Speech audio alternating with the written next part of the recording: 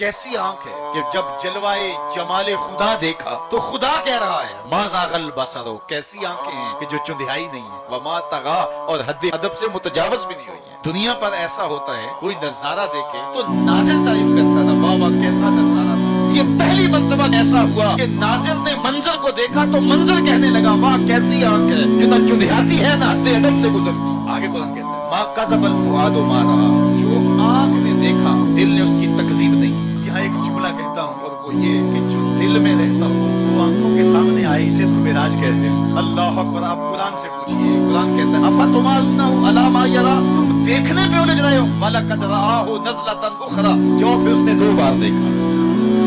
اچھا صرف دیکھا ہی کوئی بات نہیں ہوئی، فَأَوْحَىٰ إِلَىٰ عَبْدِهِ، اس نے اپنے عبد خاص سے پھر کوئی بات کی، کان رکے، جواب ہے ما اوحا، جو بھی ہوئی، کرنے والا جانے یا سننے والا جانے، جو بھی بات ہوئی اس میں گناہگاروں کی بخشش کی کہانی ضرور ہے۔